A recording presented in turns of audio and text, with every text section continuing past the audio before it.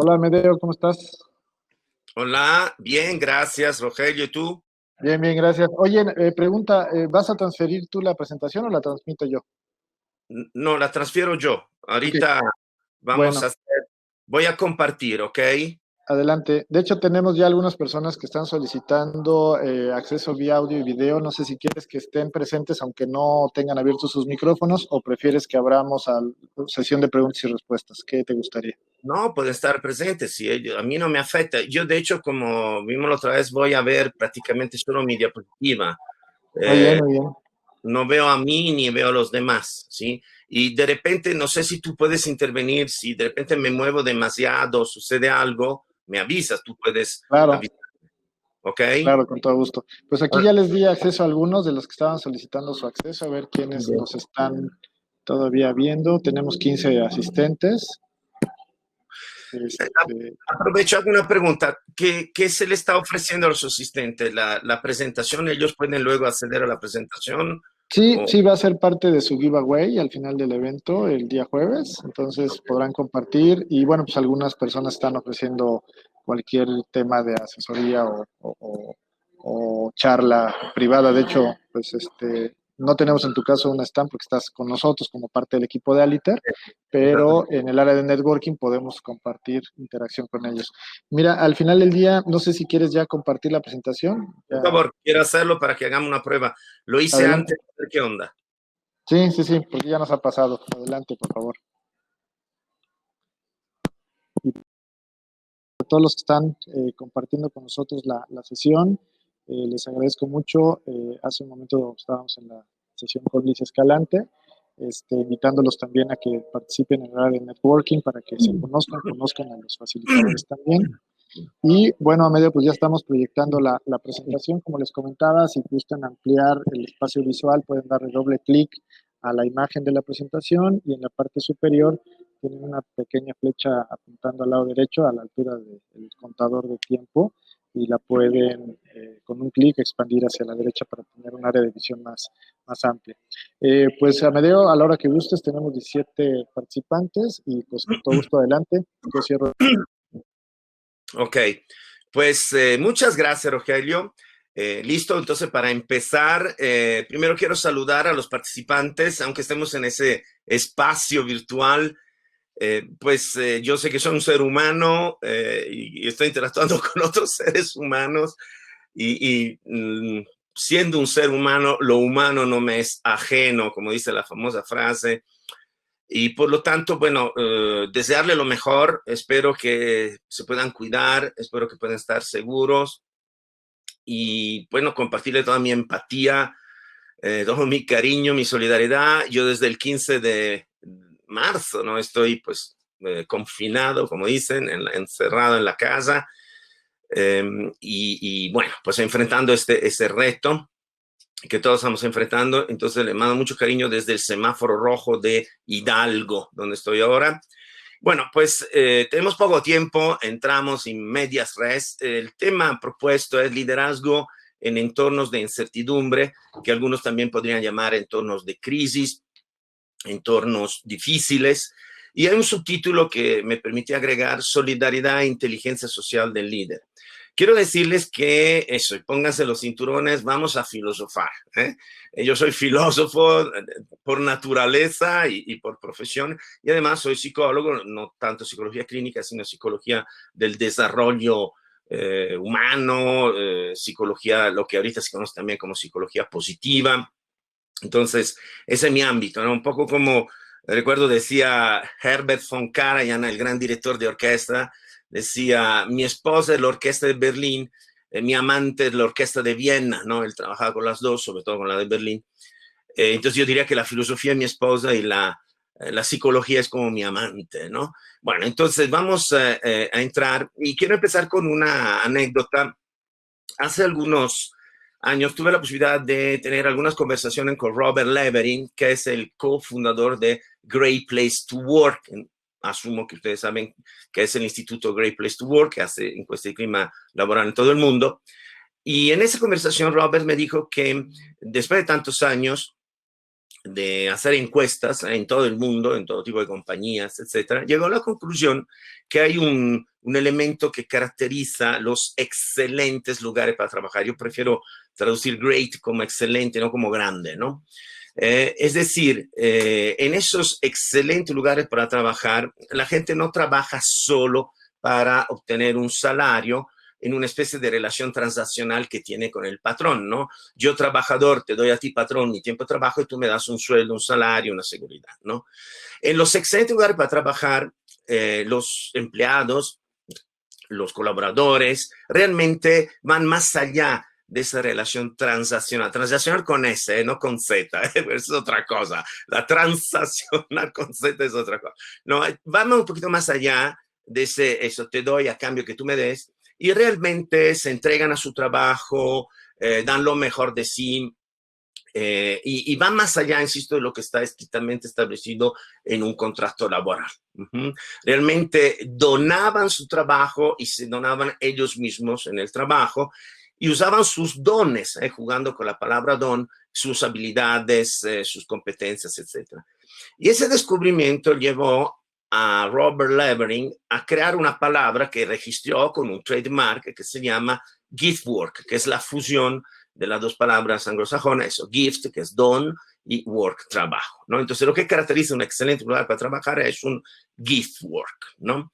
Ahora bien, esa conversación me llevó a conectarme con un tema que yo estaba investigando desde la filosofía, que presenta el tema del don, de la donalidad y de esos pensadores posmodernos que vienen después de la modernidad, pues se llaman posmodernos, y que están enfatizando mucho eso, es decir, digamos, entender que el ser humano es un don que se realiza en su humanidad donándose, y una manera de donarse es ser solidario con los otros seres humanos, ¿no? Por eso que el título, ¿no? Liderazgo ante pues, las incertidumbres, pues me lleva a pensar que realmente ante las incertidumbres es muy importante pues, ser solidarios, es muy importante recuperar ese sentido de la existencia humana y en particular también ese sentido propio del liderazgo, ¿no?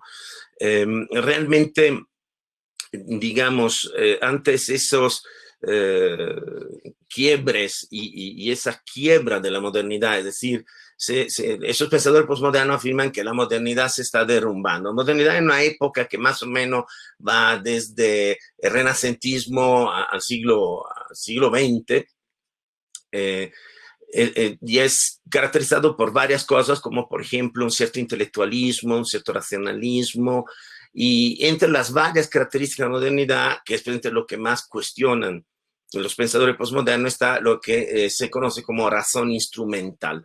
La razón instrumental es una manera de pensar, de enfrentar la vida, de relacionarse también con los demás, que antepone a cualquier valor, a cualquier realidad, la productividad y la utilidad, ¿no?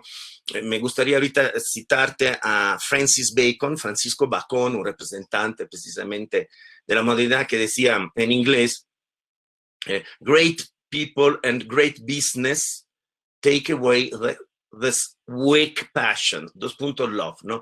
Las grandes personas, los grandes seres humanos, los grandes negocios dejan de al lado, apartan esa débil pasión, el amor, ¿no? Una visión, insisto, muy racionalista y de una razón instrumental, ¿no? Donde el mismo trabajo se instrumentaliza y el único sentido del trabajo es presente la utilidad, y además la utilidad no del trabajador, sino la utilidad del accionista, la utilidad del dueño. Eso es un ejemplo, ¿no? de lo que se conoce como razón instrumental. Y los posmodernos, precisamente, y yo me considero en el sentido posmoderno, buscamos pues, recuperar otro sentido de la existencia, del trabajo y del liderazgo, ¿no? Donde sí se reconoce un lugar a lo que es el dar para tener, como se dice en latín, do ut des, ¿no? Yo soy italiano, en Italia, pues en mis tiempos, por lo menos había que estudiar latín, ¿no? Entonces, tengo un cierto conocimiento del latín, ¿no?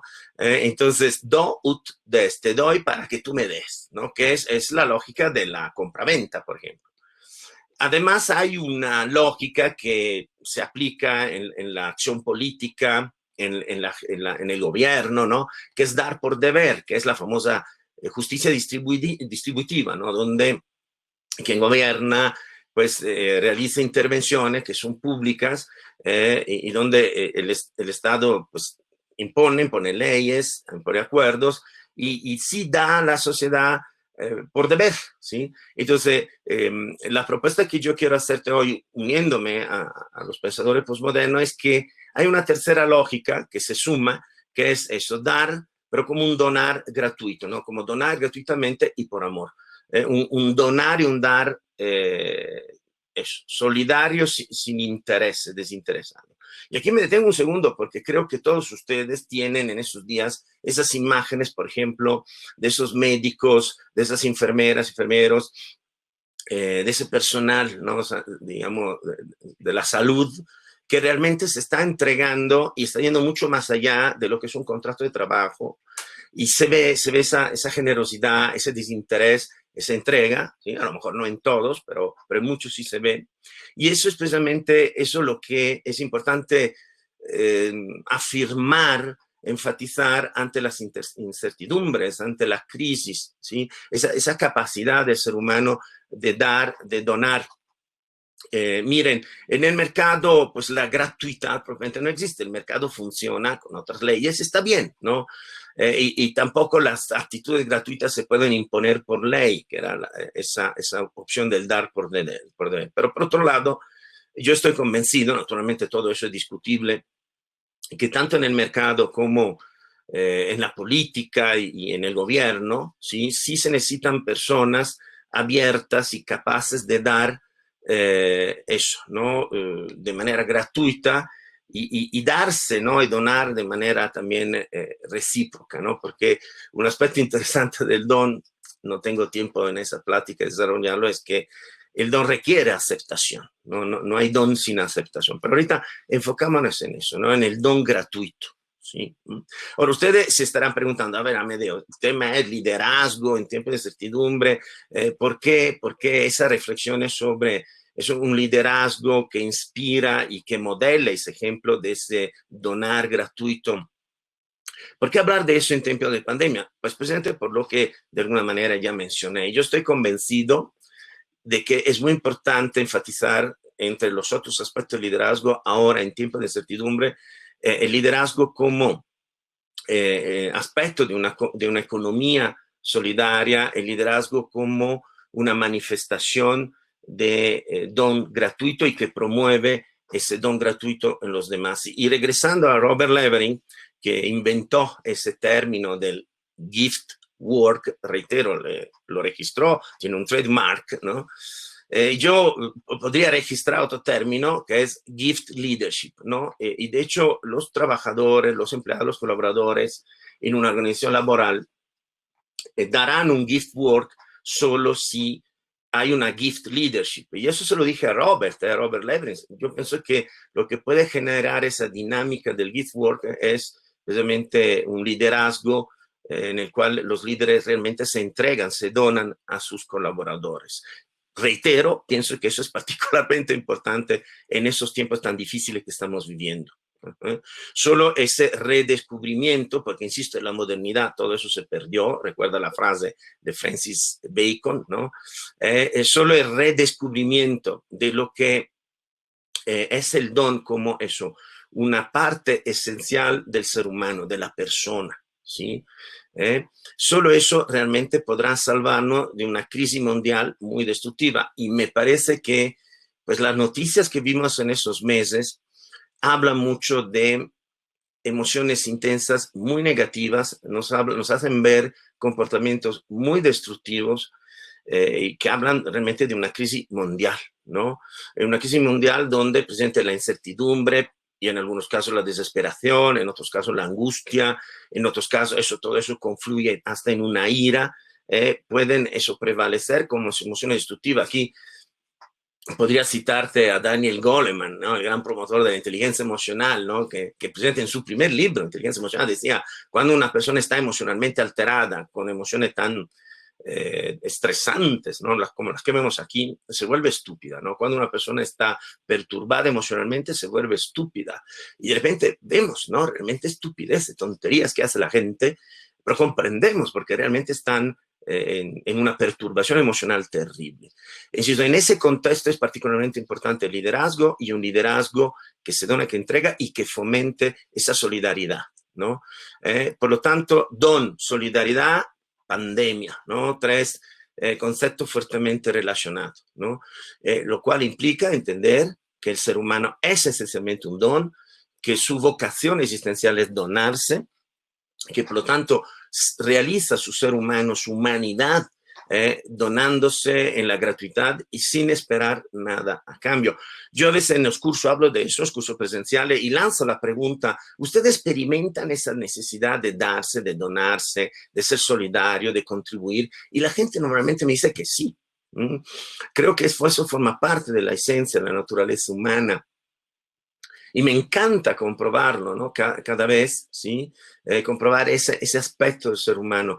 Como decía el filósofo Soren Kierkegaard, y luego retomaba esa frase de Viktor Frankl, ¿no? El famoso autor, ¿no? Del libro El hombre en busca de sentido. Decía, la puerta de la felicidad se abre hacia afuera, no hacia adentro.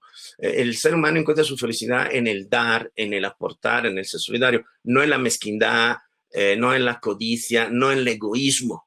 No en la cerrazón del ego. ¿Sí? Podríamos decir entonces, y ahorita verán por qué uso la expresión, que el para qué del ser humano, la finalidad de la existencia, el sentido de la existencia es donarse. Y en eso precisamente estriba la dignidad de la persona. Y por lo tanto de un liderazgo solidario y humanista. Eso es el liderazgo humanista. Entonces, ¿por qué dije para qué? Bueno, porque me quiero conectar con el famoso modelo, asumo que también eso ustedes que me están escuchando lo conocen, que es el círculo dorado, ¿no? Esa metáfora, ese modelo del círculo dorado que elaboró Simon Sinek, un experto en marketing, que después se volvió un experto en liderazgo, ¿no? De hecho, el modelo que plantea en un contexto de marketing Simon Sinek, y todo eso lo pueden ver en YouTube, en el libro, ¿no? Empieza con el why, ¿no? Con el para qué. El modelo y la propuesta de Simon Sinek, las compañías, las empresas exitosas empiezan con el why, es decir, los líderes de esas compañías exitosas tienen muy claro el para qué. Ojo, porque algunos traducen why con por qué, se equivocan. Aquí la traducción en castellano es para qué. ¿Sí? El para qué, la finalidad, el sentido de la compañía. Eso es lo que tienen claro y eso es lo que es lo primero que venden, es lo primero que proponen en el mensaje de mercadotecnia, porque sus followers, sus prospectos, sus clientes, lo que primero compran es el para qué, es el why. Y luego, claro, les interesa el how, es decir, cómo finalmente yo aterrizo ese para qué y qué es lo que yo les vendo. Ese es el modelo, por ejemplo, Apple, ¿no? ¿Cuál es el para qué de Steve Jobs y los que impulsaron Apple, ¿no? Pues el para qué es cambiar el status quo, constantemente innovar. ¿Y cómo lo hacen? Bueno, por ejemplo, diseñando ciertos computadoras, pero no solo computadora, MP3, celular, etcétera, que son amables, son humanos, también son atractivos en el diseño y eso es lo que te vende, ¿no? Computadoras, celulares, iPod, iPads, etcétera, ¿no? Entonces, ¿qué es el what? Pues es el resultado, ¿no? Que es lo que, digamos, se ofrece, que es la manifestación tangible del why, que es el how, son los procesos, el cómo se hace eso, y que es el why, precisamente es la finalidad, el para qué, ¿no? Y eso que pongo en la diapositiva, o sea, el what está relacionado con neocórtex, porque eso es lo que explica Simon Sinek, ¿no? Hay una correspondencia entre ese modelo y cómo está estructurado nuestro cerebro, ¿no? Entonces, el what es lo que cacha el neocórtex, por así decirlo, y el how y el why es lo que más bien digamos, observa y considera el sistema límbico, que por cierto es la parte como más emocional del cerebro. Ok, ese es el modelo del círculo dorado de Simon Sinek. Ahorita, y créeme, con mucha con mucho humorismo y mucha ironía, autoironía, mejor dicho, autoironía. Ironía es mala, la autoironía es muy buena, ¿no? Déjame compartirte el círculo dorado de Amedeo de Ríos, que soy yo, ¿no? Aquí tenemos el qué, que es lo mismo, ¿no? Que es el resultado. Tenemos el cómo, que son los procesos. Y aquí tenemos un dentro, ¿no? En la parte como medular, ¿no? De ese modelo, tenemos el para qué, que ya estaba en la propuesta de Simon Sinek, y yo le agrego el para quién y el ser. Déjame explicarte. Aquí te cito una anécdota, más que una anécdota, un ejemplo casi. Hace años yo leí un libro de un escritor francés, André Froissart, ¿no? Que era un libro sobre la existencia de Dios, y él decía que elaboró su libro primero haciendo una encuesta, ¿no? Sobre todo con los jóvenes, ¿no? Que pensaban de Dios, creían en Dios, etc. Y descubrió que los jóvenes normalmente se hacían la pregunta existencial: ¿para qué existo? ¿Sí? Que era una pregunta que los llevaba a la cuestión del sentido de la existencia y por lo tanto también de la existencia de Dios o no. Entonces la pregunta de los varones era ¿para qué existo? Mientras que las preguntas de las mujeres era ¿para quién existo? Eso se me hace muy interesante. Yo creo que las dos preguntas son muy importantes, tanto el para qué, que es precisamente eso, digamos, tiene que ver con eso, la finalidad, la razón de ser de mi existencia. Y la pregunta para quién tiene que ver con el sentido profundo de mi existencia, que tiene a su vez que ver con el otro. ¿Sí? No hay un yo sin un tú. Por eso que ahí menciono la libertad y la responsabilidad. Es decir, ¿cómo definimos la libertad? Bueno, la definición más frecuente y válida en lo que dice, pero no en lo que olvida, la libertad es yo. La libertad es la capacidad de hacer lo que uno quiere hasta donde empieza la libertad del otro. ¿Sí? Enseguida se pone ese como límite, ¿no? Pero claro, ahí hay un riesgo. Si yo sigo repitiendo que la libertad es hacer lo que quiero hasta donde empieza la libertad del otro, corro un riesgo tremendo en empezar a ver al otro como un límite de mi libertad. Y entonces empiezo a desear que el otro desaparezca, ¿no? Por ejemplo, estoy en la cama, yo me puedo mover en la cama, pues hasta dónde está la otra persona, ¿no? Supongamos mi pareja, ¿no? Pero llega un momento en el cual empiezo a desear que se ponga un poco, ¿no? Un poco en la esquinita y hasta, no, darle una patada para que se caiga y tener toda la cama, ¿no? Entonces, seguir afirmando que la libertad es eso, hacer lo que quiero, hasta donde empieza la libertad del otro, pues me puede llevar a ver al otro como quien limita mi libertad, mientras que el otro es quien le da sentido a mi libertad. Eso, lo repito, el otro es quien le da sentido a mi libertad, porque yo soy libre ¿para qué? Para amar. Y entonces, conectando con lo que decimos antes, yo soy libre para donar. ¿Sí? Y presente, porque soy libre, soy responsable de lo que hago. Entonces, no es suficiente el para qué. Es importante también visualizar el para quién y por lo tanto el sentido de mi libertad y por lo tanto el otro, y entender que todo eso emana de mi ser. Y digamos, a partir de mi ser, de lo que yo quiero tener y lo que quiero hacer. Porque el tener y el hacer, bien entendido, provienen del ser. Ahorita vamos a hablar un poquito más de eso, porque es lo que viene después, ¿no? Digamos, del ser emana mi hacer y mi tener, ¿sí? Y el ser define presente quién soy, y desde ahí viene precisamente mi para qué, mi para quién, mi cómo y mi qué. Todo eso se origina en el ser de la persona. Por eso que más importante que cosa, pues hay que ayudar a la gente a desarrollar su ser. Ese es el sentido auténtico de la formación, del verdadero empoderamiento, ¿no? Como dice la frase, empoderar no es darle tu riqueza a otro, sino ayudar al otro a descubrir sus riquezas. Y la verdadera formación, de hecho, se llama, por ejemplo, se habla de liderazgo transformacional. Entonces, también el verdadero liderazgo es algo que provoca realmente un cambio en el ser del líder, en el ser de sus colaboradores, ¿no? Vamos entonces ya viendo qué implica, ¿no? Esa relación entre tener, hacer y ser, y el orden adecuado, porque ese es el tema, ¿no?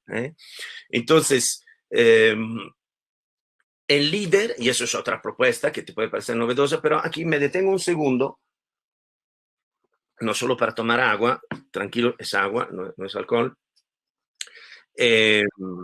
Aunque me acuerdo, bueno, en lo que te voy a decir ahorita, en el trasfondo están dos pensadores que yo aprecio mucho, al cual le debo mucho, que son el filósofo español Leonardo Polo, que falleció hace pocos años, y el filósofo, pero no solo filósofo, mexicano, español, Carlos Llanos y Fuentes, el creador y director del IPADE, ustedes saben que es el IPADE, ¿no? Aquí en México. Y Carlos Llanos Cifuentes ha sido como mi mentor aquí en México. Cuando yo desde Italia llegué a México, él me apoyó en varias cosas. En fin, tuve la oportunidad de trabajar con él. Y entonces en el trasfondo de esas reflexiones están Leonardo Polo y Carlos Llano. Pero me acordé ahorita de Leonardo Polo porque el presidente Leonardo Polo, gran filósofo, necesitaba alcohol para filosofar. Yo me acuerdo que una vez lo vi en un congreso, empezó su conferencia, pero yo me di cuenta que no era el Leonardo Polo que yo quería, ¿no? Que yo apreciaba. Y entonces, puesto que tenían los conferencistas un vaso de agua, cada uno tiene su vaso de agua, un vaso lleno de agua, entonces logré sustituir el agua con vodka, ¿no? Sin que nadie se diera cuenta. Entonces él empezó a tomar, no dijo nada, pero desde ese momento sus intervenciones fueron espectaculares, ¿no? Gracias al alcohol. Pero bueno, yo estoy tomando aquí agua, ¿no? Ok. Entonces, la propuesta estoy haciendo que una dimensión fundamental del ser del líder, o si quieres también del liderazgo, es precisamente la capacidad de combinar el tener, el hacer y el ser. ¿Y eso qué significa? Bueno, ahorita lo voy aclarando, ¿no? Digamos que el líder, el verdadero líder logra coordinar de manera acertada lo que tiene, lo que hace y lo que es. Y si lo logra, entonces, pues ante las incertidumbre, ante las crisis, se mantiene fuerte, se mantiene firme. Porque hay una buena conexión entre esas tres dimensiones del ser humano, ¿no? Podríamos decir que, digamos, él se sirve de lo que tiene, recursos, para hacer lo que quiere y considera justo hacer, y de esa manera, digamos, contribuye a su desarrollo personal y a su ser, ¿no? Eso, por ejemplo, la conexión entre el hacer y el ser se manifiesta en los hábitos, ¿no? ¿Qué son los hábitos que desarrollamos? ¿No? Ahorita algunos se llaman competencias, pero los hábitos, ¿no?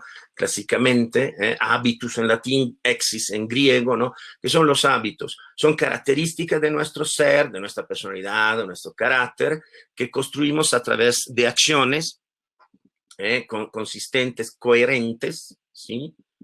Y que contribuyen precisamente a formar nuestra personalidad y carácter. Entonces, al hacer ciertas cosas, desarrollamos el hábito ya forma parte de nuestro ser. De hecho, se dice que tenemos el hábito como parte de nuestro ser, nuestra personalidad. Entonces, nosotros construimos nuestros hábitos y llega un momento en el cual los hábitos nos construyen a nosotros, ¿no? Eso es una reflexión tanto a nivel filosófico como a nivel psicológico, ¿no? Entonces, eso es lo que hace un líder, coordina el tener, el hacer y el ser, ¿sí? Ahora, si lo hace de manera acertada, es un líder fuerte, firme ante las incertidumbres y ante la crisis. En cambio, si sus decisiones con respecto a las cosas que tiene, y aquí hay que enfatizar, a las cosas materiales que tiene, porque el hábito, si es un tener, hábitus viene del latín habere, que significa tener, pero es un tener inmaterial. No, aquí estoy hablando del tener cosas materiales. Entonces, las decisiones que toma el líder, que en este caso ya no sería líder, ¿no? Con respecto a las cosas materiales que tienes y con respecto a las acciones que puede hacer, ¿sí? Y todo eso, digamos, determinando su manera de ser, pueden ser decisiones adecuadas, acertadas, o pueden ser decisiones, digamos, desconectadas, desorientadas. Y cuando es el caso, entonces ahí se pierde el liderazgo, ¿no? Y al primer obstáculo, a la primera crisis y ante la incertidumbre, el líder se desmorona, ¿sí? Entonces, lo repito, cuando las decisiones del líder, con respecto a las cosas materiales, a lo que hace, con respecto, digamos, a su manera de ser, a cómo él es, ¿sí? Si son decisiones desconectadas, desorientadas, equivocada, desacertada, entonces pierde su liderazgo y pierde su fortaleza, su firmeza ante las incertidumbres. Evidencié aquí la palabra decisión, no sé si lo viste, ¿sí? Porque se trata efectivamente de libertad, responsabilidad y por tanto de tomar decisiones. Ahora, eso me hizo recordar, y te lo comparto, que la palabra crisis viene del griego crino. ¿Y qué significa crino en griego? Significa separo, significa decido. Y una separación y una decisión muy importante es, por ejemplo, lo que se hace ante la crisis, que tiene un elemento de peligro y amenaza y un elemento de oportunidad. Separo la amenaza de la oportunidad y decido sacar provecho de la oportunidad, enfocarme en la oportunidad. Ahí tienen, digamos, como se escribe en chino, crisis, yo no sé el chino, estoy, digamos, reportando la información que adquirí, es la suma de dos ideogramas, ven ahí en la diapositiva, dos ideogramas, uno significa amenaza, otro oportunidad. Bueno, significa varias cosas, ¿no? Y una de ellas, oportunidades. Entonces, en ese contexto pues enfatizamos eso, ¿no? Entonces, la crisis implica sí, amenaza, peligro, obstáculo, y implica pero también eso, oportunidad. Y eso es lo que decide el líder, enfocarse en la oportunidad, ¿sí?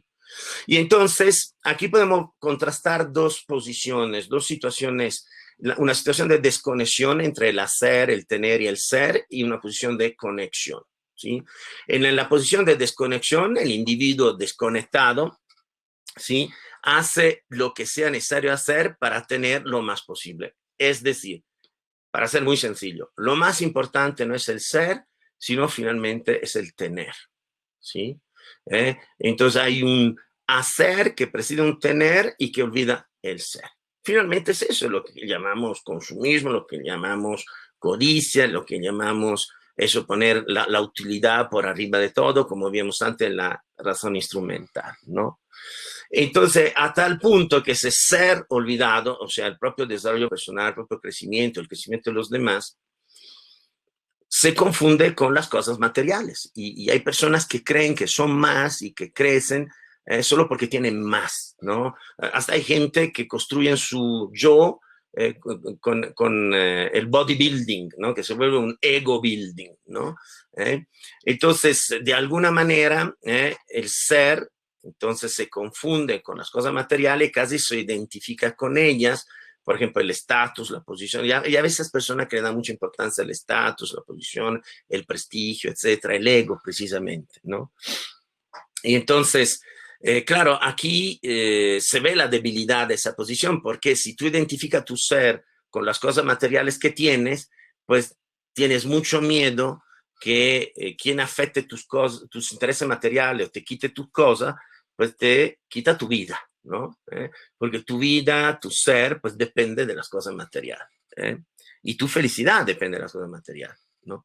Ojo, ojo, ojo, no piense que aquí estoy hablando como en una especie, empiezo a levitarme, ¿no? A levantarme del piso, y tener como un momento místico. No, no, no. Ojos, las cosas materiales son importantes y no hay que infravalorarse. En la Edad Media se decía primum vivere deinde filosofare en latín. Primero vivir y luego filosofar. Por supuesto, la famosa pirámide de Maslow, ¿no? Tenemos una serie de necesidades básicas y las cosas materiales son importantes. Lo que aquí se está diciendo es que no hay que meterlo como eso si fuera lo más importante, identificarla con tu ser, con tu dignidad, ¿no? Entonces, una persona y por tanto un líder solo podrá defender sus propiedades materiales que no hay que infravalorar en la medida que no esté identificado con ellos, ¿sí? Y no identifica su ser, su dignidad, su valor con las cosas materiales que tiene. Ahorita te hago un ejemplo de la moda, ¿no? Hay gente que viste de moda, perdón, viste de etiquetas, eso es lo que quise decir. Es decir, de alguna manera se ve, hasta a veces se ve la etiqueta o se ve qué, digamos, marca está usando, ¿no? Entonces, prácticamente su ser se identifica con la marca que puede comprar y por lo tanto con el dinero que tiene para comprar esas marcas, ¿no? Eso es lo que realmente está comunicando esa persona, no su identidad, no su originalidad, ¿no? Entonces, espero que te guste esa corbata mexicana, muy mexicana, me Muy encanta. colorida, Mede, muy colorida. Muy colorida. Avanzando, ¿no? En la posición de desconexión que estoy describiendo, se da una enfermedad que se llama pleonexia. Esa palabra es griega, es una palabra que hace 26 siglos elaboró Platón, el mismo Platón. Aquí no estamos hablando de Robert Levering, estamos hablando de Platón, ¿no? Que creó la pleonexia. La pleonexia es una enfermedad que consiste precisamente en eso, en creer que las cosas materiales que tienen te dan tu felicidad, te dan plenitud y determina el valor de tu ser y tu dignidad, ¿no? Veamos ahorita, por ejemplo, a nivel organizacional. Una empresa que no tiene pleonexia, ¿sí? Es una empresa que busca tener aquello que necesita y solo lo que necesita para poder hacer lo que tiene que hacer y lograr sus resultados, aterrizar sus estrategias, etcétera, ¿sí? Ojo, porque cuando le damos demasiado énfasis a las cosas materiales, en utilidad, aquí de repente me escucho un poco también estilo peje lagarto, pero la economía moral, etcétera, no tengo nada que ver con ello, ¿no? Digamos, no quiero meterme en cuestiones ni partidistas ni No te políticas. preocupes, no lo vamos a publicar. Ok, gracias.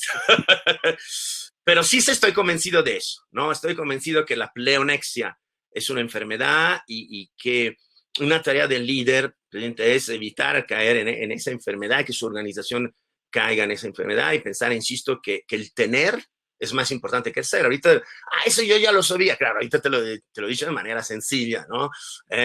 Pensar que el tener y el tener cosas materiales es más importante que el ser, pues es pleonexia finalmente. Y eso, insisto, nos coloca en esa postura existencial, digamos, donde realmente no entendemos, ¿sí? Cuál es el sentido del tener, cuál es el sentido de las cosas. De hecho, y aquí ya estamos saliendo de la posición de desconexión, más bien se trata de entender que las cosas son para nosotros eso, meros instrumentos de acción para hacer, no son lo que define, insisto, nuestra dignidad, nuestro valor, etcétera, ¿no? Nuestra dignidad y por lo tanto nuestro ser no depende eso de la posición, el prestigio, la comunidad, de nuestra riqueza, etcétera, ¿no? Vamos avanzando, tenemos pocos minutos porque quiero dejar un espacio también para sus comentarios, sus preguntas, su cuestionamiento, ¿no? Vamos a hablar, estuvimos hablando, recuerda, de la posición de eso, de desconexión, la llamamos así, ¿no? Entre el ser, el tener y el hacer. La posición de conexión, que es la posición válida, ¿no? Es una posición donde se integra bien todo eso y donde además se entiende la diferencia entre ser emprendedor y ser empresario, ¿no? Entonces, en esta posición, a la pregunta ¿qué vamos a hacer? El verdadero líder se respondería aquello que exprese, configure de cuerpo a lo que quiero ser. Entonces, la hegemonía es del ser y lo que le da sentido a nuestro hacer, a nuestro comportamiento, a nuestras conductas, a nuestras acciones, es precisamente lo que yo quiero ser, la persona que quiero llegar a ser, cómo quiero desarrollarme como persona y como ser humano, ¿sí? Y por lo tanto, sí consideramos importante tener cosas, tener recursos, pero esos recursos son para llevar a cabo las acciones que realmente eso, enriquecen lo que queremos ser. Que esa frase me encanta, ¿no? Entonces lo repito, necesitamos tener recursos y recursos materiales y tener cosas para que para llevar a cabo las acciones que realmente enriquezcan lo que queremos ser. Y te hago enseguida un ejemplo a nivel organizacional. ¿Qué es una empresa? Es una comunidad de personas que genera una riqueza, pero ojo, no solo una riqueza material, sino una riqueza también humana, ¿sí? Y estamos ahí en la misma línea, ¿no? Entonces, lo importante no es eso, cómo nos vayan, sino quién somos nosotros y quién queremos ser y cómo queremos desarrollarnos como persona, ¿no? Entonces, el líder es más emprendedor que empresario, entendiendo así, el empresario es el que tiene una empresa, el emprendedor es el que la hace. Por eso, el líder emprende, hace cosas, pero todo eso orientado hacia qué? Hacia el desarrollo personal, hacia el crecimiento, no solo hacia el enriquecimiento, no solo hacia el tener. Por eso que el tener precede el hacer y todo eso está orientado hacia el ser. Te dije que íbamos a filosofar, lo siento, luego dentro de unos minutos terminamos de filosofar y Vamos volvemos a necesitar echarle algo de alcohol al agua, esa de plano. Pero ahorita verán como todo eso se vuelve muy práctico. Ya creo que un poquito se está viendo, ¿no?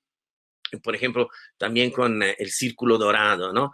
Entonces, ojo, porque mientras más esté pendiente de las cosas materiales, pues seremos siempre menos emprendedores, ¿sí? Y nos interesa el tener y no un hacer que genera algo nuevo. Al líder emprendedor no le importa tanto lo que tiene, sino qué hace con lo que tiene. Por eso que está siempre haciendo, siempre está generando, ¿sí? Y es proactivo en términos, si quiere, psicológico y muy práctico, ¿no? Y, por ejemplo, al líder les interesa no solo los resultados, que son muy importantes, sino también los principios, ¿sí? Ojo, porque no podemos medir el valor de nuestras acciones solo en base al resultado. Dio buenos resultados, fue bueno. No, ¿sí? Hay que aprender a medir nuestras acciones y a evaluar nuestras acciones en parte en base a las razones y principios que tenemos para actuar, ¿sí? Y por lo tanto podemos evaluar si una acción es correcta, es constructiva, es adecuada antes de que se den los resultados. ¿Por qué? Porque podemos considerar, evaluar cuáles son los principios y razones sobre las cuales se fundamenta, ¿no? Por eso que dice, el líder puede evaluar si la acción es buena o no antes de que sobrevengan los resultados, ¿no? Entonces el líder no depende solo de los resultados. Y todo eso, insisto, determina su fortaleza, su firmeza ante la crisis y ante la incertidumbre, ¿no? Mira, un líder que actúa sin tener razones para hacerlo es tan irresponsable como un líder que actúa sin buscar resultados. Recuerda, por ejemplo, el famoso liderazgo situacional de Hershey-Blanchard, donde se determinan diferentes estilos de liderazgo en base a qué, en base en que tanto está orientado el líder a los resultados y que tanto está orientado hacia las personas. A nivel, si quieres, psicológico muy práctico, aparece aquí la misma cuestión, ¿no? Pero avanzar, y me detengo con esa frase, el líder sabe que lo único que nos puede salvar en situaciones de crisis es precisamente mantener principios. El líder no es una persona que en situaciones de crisis actuara como si no tuviera principios, ¿sí? Y es la cuestión que hemos vivido, que hay que privilegiar, ¿qué más importante, la economía o la salud? No manches, ¿sí? Por supuesto que la salud es más importante y por supuesto que también tenemos que hacer un esfuerzo para atender a las cuestiones económicas, a ver qué podemos hacer en ese caso, pero no a expensas de vidas humanas, no a expensas de las personas, ¿sí? Ahora, esas son las características fundamentales de un hombre que actúa con fortaleza, logrando ese equilibrio entre el hacer, el tener, el ser, logrando ese equilibrio entre resultados y principios, ¿sí? Y te cito solamente lo que está en negrita. Mantenerse en lo básico.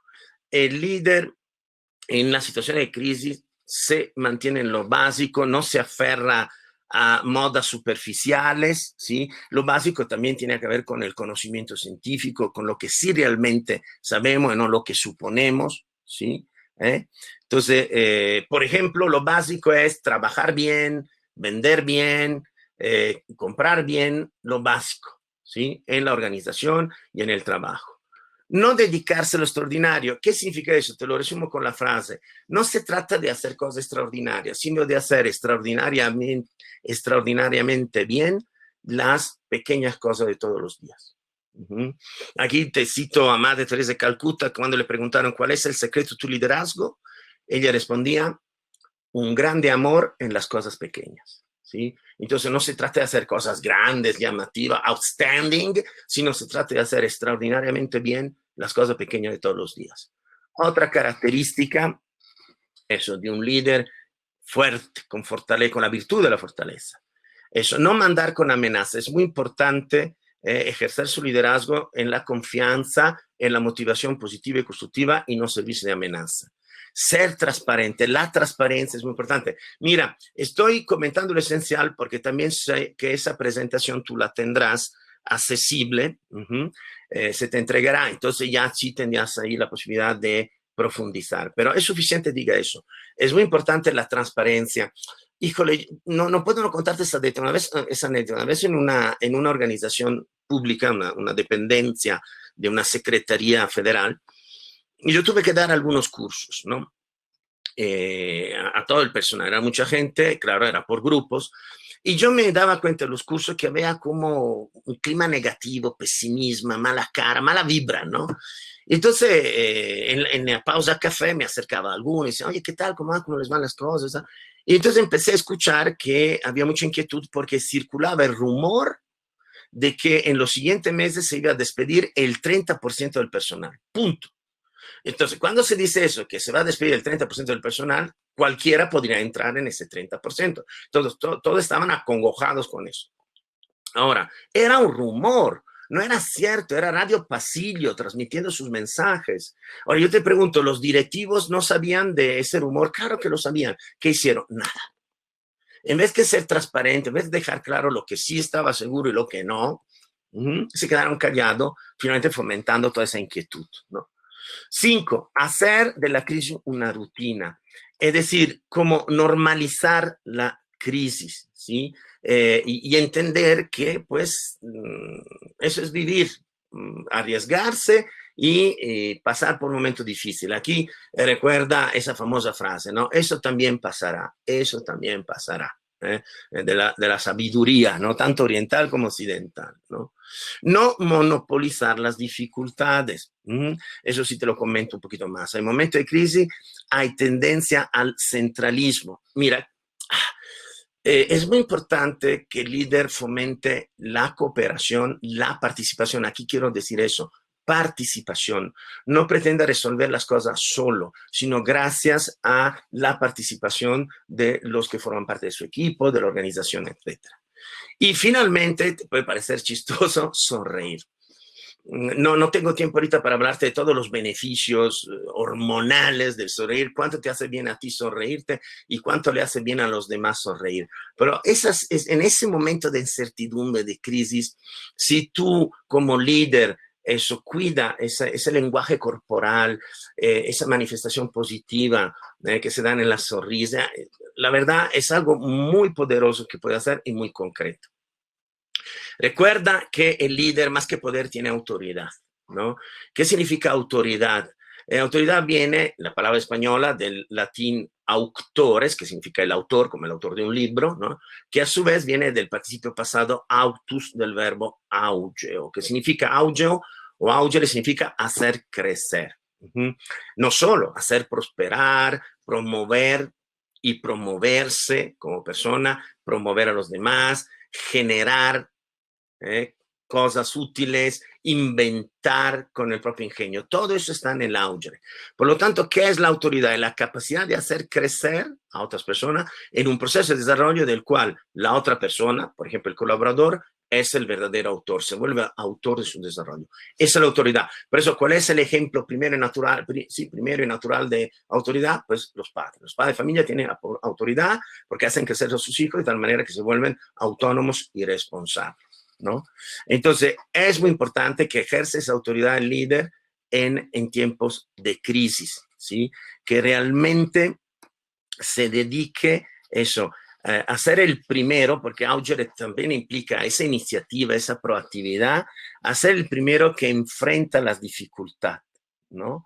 Eso es lo que se le pide a un líder actualmente ante la incertidumbre, a ser el primero que enfrenta la dificultad y, entre otras cosas, ser el primero en dar el ejemplo. Cualquier semejanza con la situación actual es mera coincidencia. Es ser el ejemplo. Entonces, aquí otra vez, ser, tener y hacer, ¿no? El ser de líder con su supremacía que tiene que tener el ser sobre el tener y el hacer. Entonces, el ser de líder implica crear constantemente proyectos de ser, proyectos de crecimiento, proyectos de desarrollo. Entonces, aquí que estoy generando una nueva conexión, liderazgo, ser, tener que hacer con creatividad, con innovación. Ahí sí que es importante evidenciar ese aspecto. Ante la incertidumbre es muy importante desarrollar eso, la creatividad y la innovación. Yo estoy colaborando con un despacho que se llama GCTI, o sea, Great Culture to Innovate, que hace literalmente encuestas sobre la cultura de innovación que tiene la empresa. y es sumamente importante actualmente enfocar todo eso. Bueno, termino con esa referencia a la inteligencia social que está en el subtítulo, mencionándote a Karl Albrecht, ¿no? Que es el autor de un libro que se llama Inteligencia Social, y él plantea en ese libro un acróstico que es SPACE, ¿no? SPACE significa, o sea, son como los elementos de la inteligencia social, ¿no? Que para algunos es la misma inteligencia emocional. O sea, la inteligencia emocional tiene una parte hacia adentro, que es el control de las propias emociones, una parte hacia afuera, que es como eso, inteligencia social, relacional. Velo como quieras, eso no es determinante. La inteligencia entonces social, como parte, si quieres, también de inteligencia emocional, implica, uno, conciencia situacional, que es la S de situación. Acuérdate que aquí estamos traduciendo del inglés, ¿no? P, presencia, que es como el porte y la presencia que tiene lo que proyectas, ¿no? Cuando estás presente ante algunas personas. La autenticidad, que también podemos entenderlo como honestidad. La claridad en la comunicación, que es la capacidad de expresar de manera clara, y la empatía, ¿no? Que eso, bueno, ponernos los zapatos de los demás, crear esos sentimientos compartidos. Ahora bien, ¿por qué te menciono eso? Porque, y con eso voy terminando, el líder y el liderazgo en una situación de incertidumbre, de crisis, requiere mucha inteligencia social y en particular conciencia situacional. Esa capacidad de interpretar los comportamientos de la gente, los estados de ánimo, las intenciones en esa situación determinada que estamos viviendo, que no es cualquier situación, es una pandemia. Entonces, aquí, insisto, esa es la última diapositiva, créeme, tienes las 7 Cs del líder durante la pandemia, que son precisamente una manera de aterrizar esa inteligencia social y esa conciencia de la situación. Calma, mantener la calma. Es muy importante que el líder trabaje sus emociones, use su inteligencia emocional interna para mantenerse en equilibrio, en calma y comunicar esa calma. Confianza, es sumamente importante reforzar las relaciones de confianza. El líder confía en el colaborador en el líder, los miembros del equipo entre ellos. Un ejemplo muy sencillo. Mucha gente está trabajando desde casa, en equipos remotos, en equipos distribuidos. Y aquí hay que confiar en la gente, porque puede ser que la gente realmente no está trabajando o está medio trabajando, ¿sí? 3, comunicación. Otra vez, la importancia de una comunicación completa, generosa, transparente, de doble vía. Vuelvo al ejemplo de los equipos remotos. El líder, a pesar de la distancia física, busca esa comunicación constante en equipo, one-to-one, con los miembros del equipo. Colaboración, como decimos dentro, no monopolizar, ¿no?, la crisis, sino eso, buscar participación y colaboración. Crear es un sentido de comunidad, somos un mismo equipo, somos una misma organización, tenemos una misma misión. También eso, comunidad implica compasión, comprensión, entender la situación de los demás, por eso que la sexta característica es compasión, ¿sí? El líder, es importante que el líder sea comprensivo y compasivo, y aquí, respetando, porque todo eso originalmente estaba en inglés, la C de cash, efectivo. Se requiere una gran prudencia financiera, que tampoco es ser muy codos y retener el dinero, ¿no? Pero tampoco es tirarlo así por la borda, sino distribuirlo con gran prudencia. Esas son las 7 Cs del líder durante la pandemia. Muchas gracias, perdón, me pasaron unos minutos. A ver, tenemos posibilidad, yo estoy aquí, no me voy, no me escapo. No, Amedeo, digo, pues la verdad es que siempre es un gusto escucharte. La verdad es que cada sesión que tenemos, ya sea ahora virtual, pero las presenciales también son muy enriquecedoras. Desde el ejercicio que tuvimos con la gente de Cisco Systems, ahora con Manuel, que estuvo ayer con nosotros dando el testimonio, pues siempre es todo un gusto, un deleite escucharte. Y pues bueno, yo quisiera abrir el micrófono para las personas que quisieran compartir alguna pregunta, alguna idea. Amedeo, de Alicia Franco, por ahí, si gustas, ya puedes cambiar a tu pantalla de la plataforma, Amedeo, para que veas los comentarios. Y si tenemos a alguien que quisiera presentar o exponerse en audio o video, con todo gusto les podemos abrir en este momento la plataforma para que compartan dentro de la conversación. Y pues de cualquier manera, como comentábamos, esto va a estar en un contenido digital y eventualmente la presentación la tendremos al final de todas las sesiones, el día jueves, en el cierre, para compartirlas. Eh, yo, a medida en lo particular, con este tema de liderazgo, todas esas características que compartes, pues se van vinculando a todas estas charlas que hemos tenido. Hablaban en la sesión anterior de cuál es la competencia que requieren los empresarios cuando hablabas de hábitos, que ahora se llaman competencias. Es esto de la congruencia, ¿no? Y definitivamente, pues el entender cuál es la razón de ser como individuos y luego de ahí el hacer para poder desde un motivo construir algo y luego ya tener como consecuencia pues lo que se busque, ¿no? Finalmente si es riqueza, cosas materiales, etcétera, etcétera, como una consecuencia y que este contexto de ser emprendedor es pues el que parece ser que tiene esta trayectoria de ser, hacer y tener, ¿no? Y el empresario pues pareciera ser que está muy enfocado y es por un tema más de cultura, creo yo, no porque sea malo, que estamos más enfocados o se tiene más enfoque en el tener, ¿no? Como una base de lanzamiento para otras cosas. Inclusive yo recuerdo haber estado en un evento con Michel Domit, que es un reconocido empresario, el de las marcas, que tiene un libro, de hecho, y un seminario allá en el santuario en Valle Bravo, que así se llama, Ser, Hacer y Tener, ¿no? Y habla Sí, claro. justamente de eso. Tengo el libro. Sí, Lo sí, sí. tengo, claro. Sí, entonces Michel Domit, como todo un empresario con esta cadena pues, de productos y otras cosas, ¿no? Un empresario exitoso desde el concepto de la riqueza, de las cosas dentro del mercado mexicano. Pero bueno, no tenemos aquí algún comentario, alguna pregunta. Sí, en efecto, el tiempo lo tenemos un corto. Mira, aquí está Cristian. A ver, ¿Está tenemos, apareciendo algo? No. si quieres, dice, en este contexto multigeneracional en las empresas, ¿cómo empujar a los líderes de generaciones X y baby boomers a la adaptación de las nuevas tecnologías?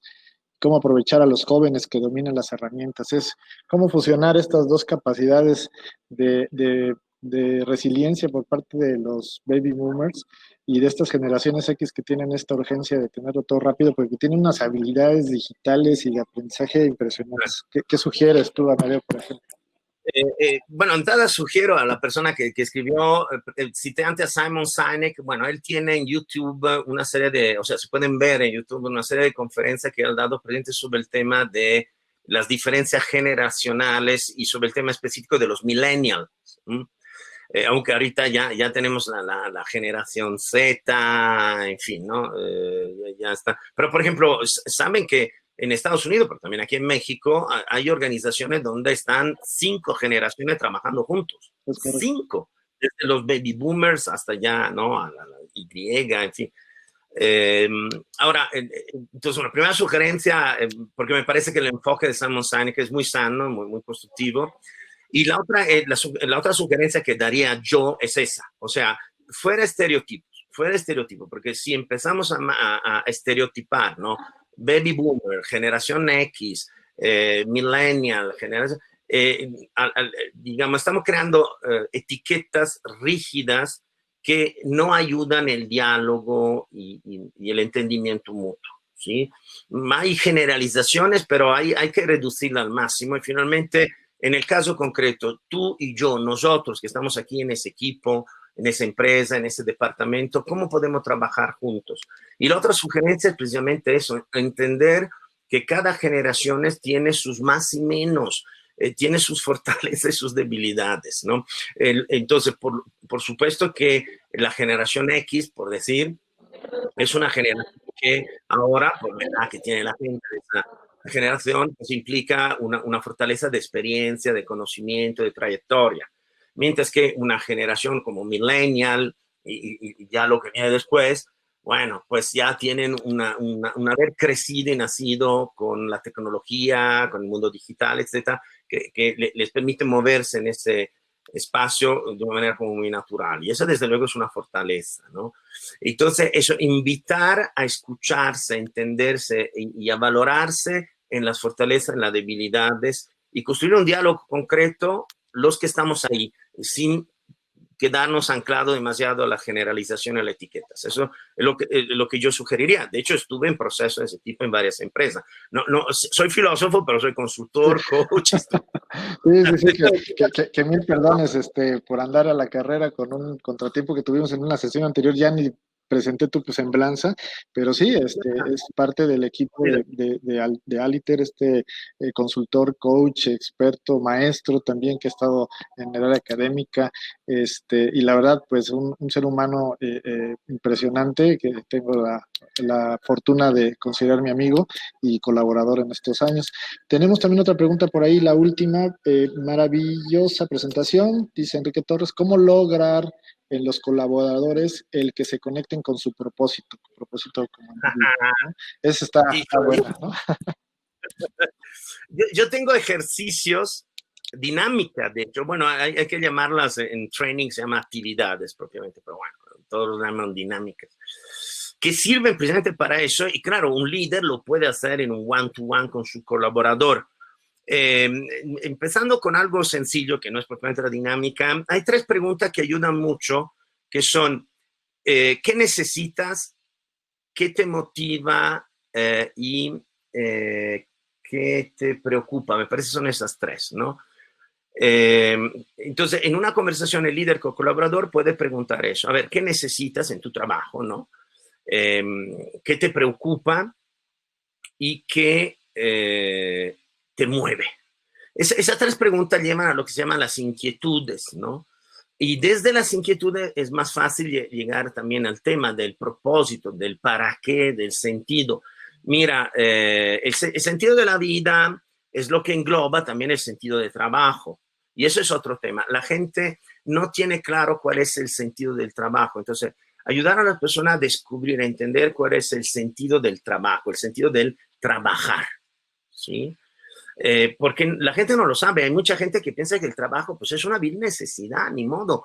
No soy hijo de narcotraficante, no soy político corrupto, no he ganado la lotería, no se murió un pariente que me dio su herencia, pues entonces tengo que trabajar, ¿no? Cuando el trabajo es la herramienta fundamental que tenemos para desarrollarnos como personas y como comunidad, ¿no? Insisto, mucha gente eso no lo tiene claro. Y luego, ¿cuál es el sentido de su trabajo en el lugar donde está trabajando? Porque todo eso está relacionado. Para eso, por ejemplo, ayuda mucho a hablar de la misión. Pero claro, la misión es la misión organizacional, perdón. La misión es el propósito, el para qué de la organización. Por eso hay que conectarlo con el para qué de la persona y de repente hacer la pregunta, ¿no? ¿Para qué lo haces, no? Y lo de la dinámica lo puedo citar, ¿no? Es un ejercicio gestáltico donde a la gente le pido que primero anote sus obligaciones con el operador modal yo tengo que ir a trabajar, yo tengo que educar a mis hijos, yo tengo que terminar mi maestría, yo tengo que no sé, pagar impuestos.